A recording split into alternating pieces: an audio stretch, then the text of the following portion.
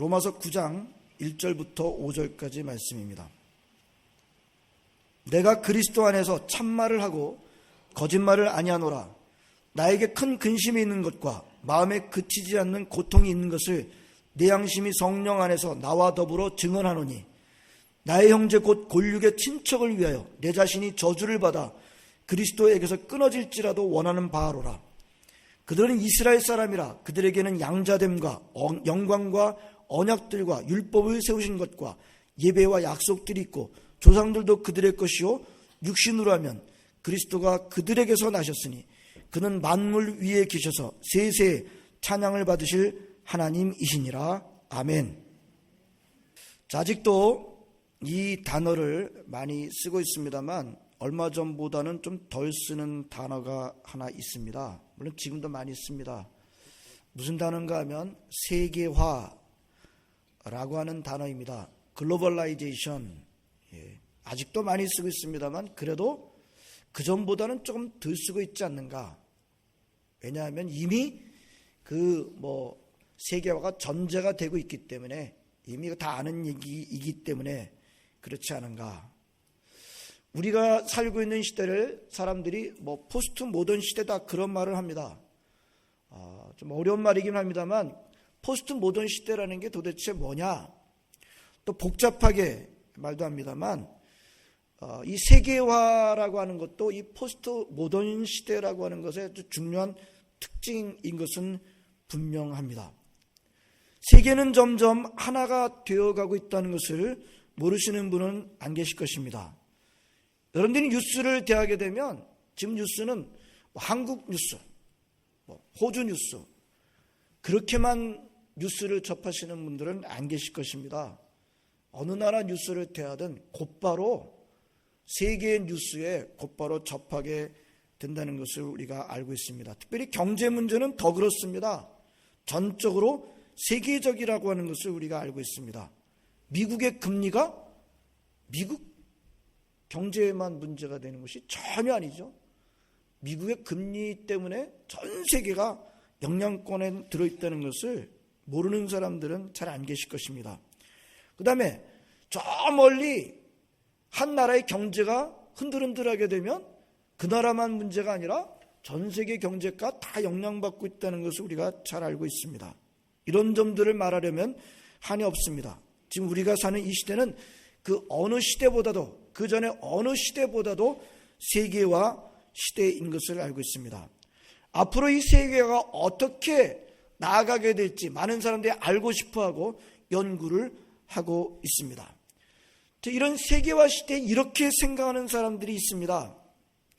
자, 이제 세계화 시대 때 시간이 점점 지나면 지날수록 이제 어느 특정한 나라, 어느 특정한 민족이라는 것은 점점 약해질 것이고 세계인이라고 하는 것만 점점 강하게 될 것이다. 어느 특정한 민족, 어느 특정한 나라 점점 없어지고 전체적으로 그냥 하나가 되는 세계인이 될 것이다 라고 하는 그런 생각을 하는 사람들이 있습니다. 많은 사람들이 그렇게 또 긍정하기도 했습니다. 앞으로 시간이 지나면 지날수록 세계화가 진행이 되면 될수록 사람들은 점점 이렇게 하나가 되어간다. 그래서 특정한 민족, 특정한 나라라는 것은 별로 많이 중요해지지 않을 것이다 라고 그렇게 생각을 했습니다. 근데 재미있는 것은요, 꽤 시간이 지난 지금 우리 시대가 그렇게 예측한 대로 가고 있는 것도 있긴 한데 반대 방향으로 간 것도 상당히 많다는 것을 발견하고 있다는 것입니다. 민족이라는 게 어떤 면에서 더 강해졌어요. 자, 우리 한국은 한 민족으로서 한 국가를 이루고 있는 굉장히 흔치 않은 그런 나라입니다만 많은 나라를 보게 되면 다양한 민족이 섞여서 살고 있는데 그런 민족들이 더 강해졌습니다. 소수민족들의 운동이 더 강해졌어요. 소수민족들이 우리가 따로 독립하겠습니다 라고 하는 그런 운동들이 더 강해졌고요. 심지어 영국이라는 나라는 한참 잘 지내고 있던 스코틀랜드도 우리도 갈라서겠습니다 라고 이렇게 하고 있는 것을 우리는 볼 수가 있습니다. 자, 그래서 세계화가 점점 가면 갈수록 점점 특정 나라, 특정 민족, 뭐 지역적인 어떤 정서들이 점점 없어지고 하나가 되고 세계인들만 남게 된다는 생각은 성급한 생각이었다라는 것이 요즘 밝혀지고 있습니다. 오히려 어떤 면에서는 지역적인 그런 것이 더 강해지는 그런 일이 일어나고 있는 것을 보게 됩니다. 세계화만이 아니라 글로벌라이제이션만이 아니라 지역화, 로컬라이제이션이 강해지고 있다. 그래서 세계화와 지역화가 동시에 강해지고 있다는 것을 사람들이 말하고 있고, 거기에 대해서 글로벌라이제이션, 로컬라이제이션을 합쳐가지고 이거를 글로컬라이제이션이라는 그런 말을 쓰고 있기도 합니다. 자, 본문을 보겠습니다. 사도 바울만큼 그 당시에 세계화되어 있던 사람이 없습니다. 그는 이스라엘 사람이었습니다. 유다인이었지만 태어나기는 다른 나라에서 태어났습니다. 로마 제국의 길리기아라고 하는 주에 거기에 수도인 다소라고 하는 곳에서 태어났습니다. 말하자면 2세쯤 되는 거죠. 자기 모국어인 히브리어, 그 당시에는 아람어였을 것입니다. 그것도 잘했지만 그 당시의 세계어인 헬라어를 유창하게 했습니다. 완벽하게 했어요. 그가 기록한 모든 성경의 기록들은 전부 다 그 당시에 통용되고 있었던 코인의 헬라어라, 코인의 그릭이라고 하는 그런 언어로 기록을 했습니다. 그만큼 세계어에 능통한 사람이었습니다. 바울은 어쩌면 진정한 세계인이었습니다. 그런데 그에게는 나는 이제 세계인이 되었기 때문에 나는 이제 세계인이다. 나는 유대인으로 태어났지만 세계인이다. 그래서 유대인이라는 민족은 그에게 완전히 없어졌을까요? 오늘 한번 본문을 보겠습니다. 바울이 이방인들이 주로 있었던 로마 교회에 편지를 쓰는 중에 9장 1절서부터 5절까지 오늘 본문으로 삼은 그곳에서 아주 깊은 자기 민족에 대한 특별한 감정을 보여주고 있습니다. 제가 1절서부터 3절까지 다시 한번 봉독하겠습니다. 내가 그리스도 안에서 참말을 하고 거짓말을 아니하노라. 나에게 큰 근심이 있는 것과 마음에 그치지 않은 고통이 있는 것을 내 양심이 성령 안에서 나와 더불어 증언하노니, 나의 형제 곧 골육의 친척을 위하여 내 자신이 저주를 받아 그리스도에게서 끊어질지라도 원하는 바로라. 성도 여러분, 저는 복음을 깨달은 사람이라고 한다면 저는 이 마음이 맞다고 믿습니다. 아무리 복음을 깨달은다고 해도 이 마음이 변함이 없이 있는 것이 맞다고 저는 믿습니다.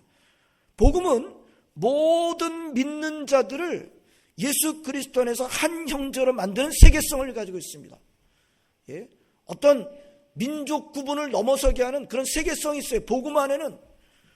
복음은 모든 믿는 사람들을, 믿기만 하는 모든 믿는 사람들을 하나로 만드는, 그리스도 안에서 한 형제로 만드는 세계성을 갖고 있습니다만, 그렇다고 해서 복음이 가지고 있는 그 세계성은 그 사람이 속한 민족성을 팽개치지는 않는다는 거예요.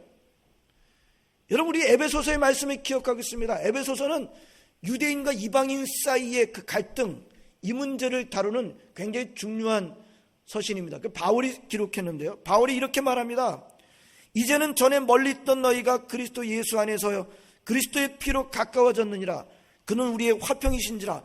둘로 하나를 만드사 원수된 곳 곧 중간에 막힌 담을 자기 육체로 허시고. 에베소서 2장 13절 14절 말씀입니다. 여러분, 바울은 에베소서에서 유대인과 이방인 사이의 담이 예수 그리스도께서 피를 흘리심으로 말미암아 보혈로 말미암아 무너졌다라고 말하고 있습니다. 복음 안에서 민족 구분이 넘어서게 됐다. 여러분, 유대인과 이방인 사이의 담이 얼마나 높은지 아십니까? 여러분, 우리 사이에 우리 여러 가지 지역적인 여러 가지 벽들도 있어요. 인종적인 벽들도 있어요. 얼마든지 있습니다. 여러분, 근데 유대인과 이방인 사이의 벽에 비하면 아무것도 아니에요. 얼마나 높은지 우리가 잘 알고 있습니다. 그런데 그 벽을 예수 그리스도께서 피를 흘리심으로 말미암아 무너뜨리셨다. 이제 유대인과 이방인은 그리스도 안에서 하나다. 민족 구분을 넘어서게 하셨습니다. 분명히 그렇습니다. 그리스도 안에는 궁극적으로 민족 구분을 넘어서는 세계성이 있습니다. 하지만 그런데 오늘 본문은 같은 사람입니다. 같은 사람인 바울이 오늘 본문에서는 이렇게 말씀하고 있지 않습니까? 나의 형제 곧 골육의 친척을 위하여 내 자신이 저주를 받아 그리스도에게서 끊어질지라도 나는 원하는 바로라. 무슨 뜻입니까? 복음 안에 세계성 있고 복음 안에서 유대인과 이방인이 다 넘어섰지만 그럼에도 불구하고 자기에게는 이스라엘 민족이라고 하는 그 민족이 남아져 있다는 거예요. 성도 여러분, 성경의 어쩌면 이건 상반된 가르침이라고 볼 수 있는데 이 두 가지 가르침을 어떻게 해야 될까요? 어떻게 조화를 이룰 수 있을까요? 여러분 쉽게 생각하시기 바랍니다. 성경이 두 가지를 다 말씀하고 있으니까 두 가지를 다 받아들여야 할 것입니다. 이 두 가지를 받아들임에 있어서 조화가 중요해요. 균형이 중요합니다. 오늘 설교는 오늘 본문을 강조하도록 하겠습니다. 로마서 9장 1절부터 5절까지의 가르침을 강조하려고 합니다. 자, 이 점이 중요합니다. 여러분 하나님께서 우리 각 사람들을 이 땅에 보내실 때 창조하실 때 어떻게 하셨습니까? 전혀 민족과 나라와 상관이 없는 전혀 상관이 없는 사람으로 이 땅에 보내짐을 받은 사람이 있습니까? 여기에? 아무도 없습니다.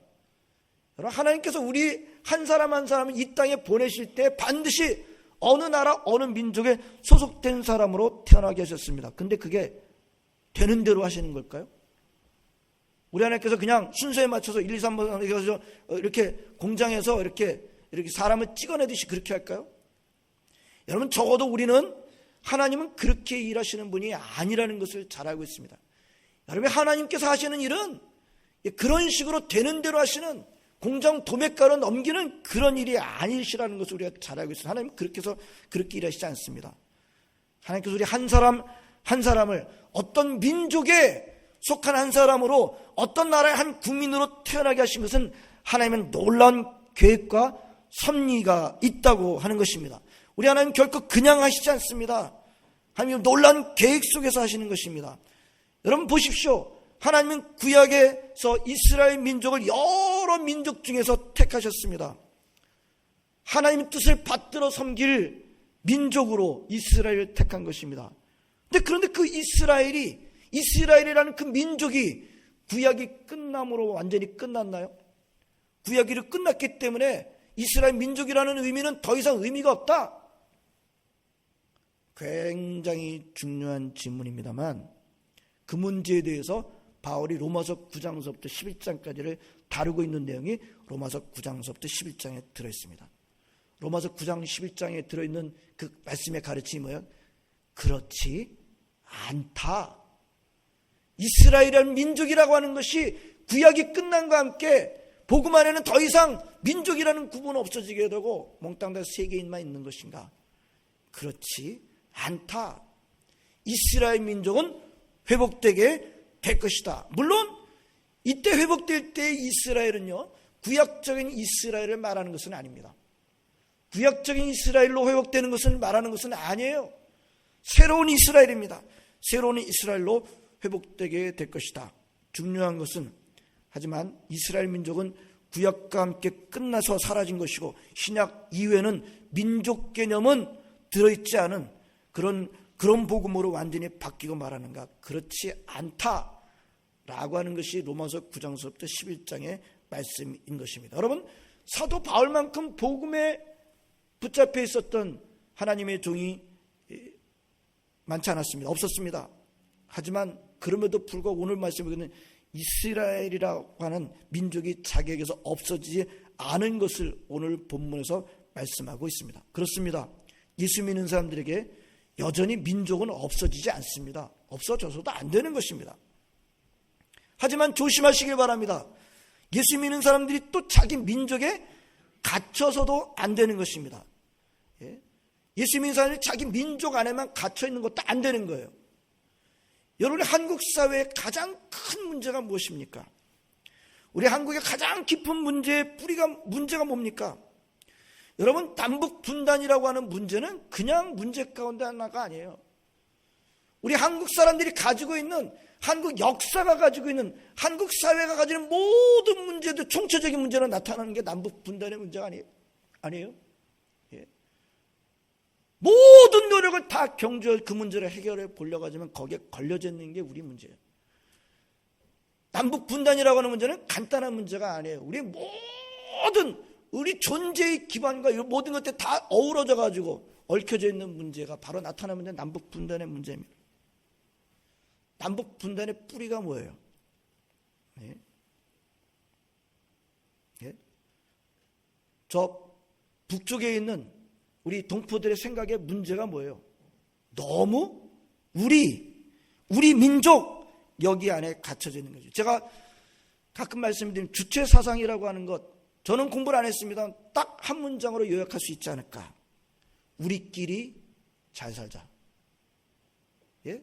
그 말만 갖다 놓고 보면 별로 틀리잖아요. 근데 그 우리끼리 잘 살자가 도를 넘어선 거죠? 어떻게 도를 넘어선 겁니까? 우리가 하나님 위에 올라가 있는 거예요. 우리라고 하는 것이 하나님 위로 올라가 있어요. 예? 우리도 안 중요하지는 않습니다. 그러나 하나님보다 중요해서는 안 됩니다. 저 북쪽은 어떻게 말합니까? 우리가 하나님 위에 있어요. 근데 저 북쪽만이 아니에요. 남쪽에 있는 사람들도 그 생각을 너무 민족이라는 문제를 내세워가지고 저 북쪽을 따라가는 그런 사람들이 없지 않은 것을 우리는 보게 됩니다. 그리고 하나님께서 우리 민족에게 행하신 크신 일들을 자꾸 잊어버리려고 해요. 얼마나 안타까운지 모릅니다. 상당한 균형이 필요하다고 했습니다. 누가 균형을 잡아야 되나요? 하나님의 자녀들이 잡아야 돼요. 안 믿는 사람들이 어떻게 잡겠어요? 역사의 중심을 누가 잡겠어요? 그분을 아는 그분의 자녀들이 잡아야지. 히스토리는 그분의 이야기인데 그분을 모르는 사람들이 어떻게 역사의 중심을 잡겠어요? 예수 믿는 사람들이 잡아야죠. 반드시 예수 믿는 사람들이 잘 서 있어야 하는 것입니다. 전반적으로 우리 한국은 너무 혈연적인 코드를 중요하게 해서 그거 혈연적인 코드가 잘못됐다는 뜻이 아니라고 그랬어요. 그런데 문제는 뭐냐면 영적인 코드 위에다 두는 겁니다. 우리가 하나님 위에 올라가 있어요. 그 문제입니다. 그런데 다시 또 돌아오겠습니다. 제가 이만큼 하고 균형을 잡기 위해서 다시 또 돌아오겠습니다. 그럼에도 불구하고 혈연적인 코드가 없는가? 오늘 주시는 말씀은 그렇지 않다. 예수 믿는 사람들에게 민족은 있다. 이것이 바울의 가르침인 것을 보게 됩니다. 여러분, 혈연적인 코드를 무시하는 것은, 이 민족이라고 하는 것을 무시하는 것은 하나님의 섭리를 무시하는 것이 얼마든지 될 수 있습니다. 하나님께서 우리 민족에게 향하신, 나라에게 향하신 그 뜻을 모르게 될 수가 있어요. 근본적으로 민족을 놓치게 되면 하나님의 크신 역사를, 하나님 누구신지를 놓치게 되는 일까지도 나아갈 수 있는 것입니다. 지난번에 말씀드린 바 있습니다만 몇 년 전에 제가 6월 25일에 제가 한국에 있었습니다. 오래간만에 그 시간에 6월 25일에 한국에 있었기 때문에 저는 호주에서 꽤 시간을 보낸 사람으로서 여러분 안작데이라든지 뭐 그때만 아니더라도 이렇게 보게 되면 참 얼마나 그 호주 사람들이 안작데이 그 정신을 기리고 지키고 그러는지 참 부럽다 그런 생각이 참 많이 들었어요. 1차 세계대전, 2차 세계대전에 참전했던 그 자기네 나라에서 호주에서 일어난 전쟁인가요? 저 멀리 유럽에서 일어난 남의 땅에서 일어난 전쟁이 솔직히 말하면 그런 전쟁에 참전한 그것이 너무나도 자랑스럽고 그리고 그 손자가 할아버지 손을 붙잡고 함께 행진하는 퍼레이드하는 그런 장면을 보면서 참 멋있다. 참 멋지게 그 정신을 기려간다. 그런 생각을 많이 가졌습니다. 여러분들 마찬가지이실 것입니다. 얼마 전에 그런 시간이 지났습니다만 저는 그래서 한국에 있으면서 6월 25일 날 6월 25일이 됐으니까 한국 방송에서도 6월 25일에 대한 이런 기억하고 기념하는 다양한 일들이 방송되지 않겠는가 라고 기대를 하면서 채널을 돌리고 또 돌려도요 일반 방송에서는요 그저 뉴스 시간에 간 몇 마디 하고 땡이었어요. 겨우 EBS 교육방송에서만 좀 그 6.25 다큐멘터리를 좀 방송할 뿐이었습니다. 한마디로 제가 그때 몇 년 전에 가서 봤을 때 한마디로 한국에는 6.25 전쟁은 없었더군요. 제가 참 분개를 하고 분개를 했습니다. 세상에 이런 나라가 어딨나? 자기네 나라에서 일어난 전쟁. 호주는 자기네 나라에서 일어난 전쟁도 아닙니다. 저 먼 땅에서 일어난 전쟁에 참전하고 그 정신을 기리고 있는 자기네 땅에서 일어난 전쟁인데도 말이죠. 그리고 그 전쟁에 참전했던 사람이 아직까지도 수없이 살아있는데 그 기억 안 하려고 그래요? 말도 안 해요? 세상에 이런 나라가 어딨나? 세상에 이런 민족이 다 어딨나? 또 그 일에 대해서 예수 믿는 사람들도 별로 얘기를 안 해요? 제가 참 분개를 많이 했습니다. 어떻게 그럴 수가 있을까? 참 기가 막혔습니다. 성도 여러분, 하나님은 우리 한국을 사랑하시는 줄로 믿습니다. 아멘. 아멘입니다. 저는 아멘입니다. 아멘, 아멘입니다. 예? 여러분 한번 생각해 보세요. 저 미국이란 나라에서 있잖아요. 플로리다 같은 그 주가 우리 따로 할래? 될까요? 안 된다는 것을 우리가 잘 알고 있어요.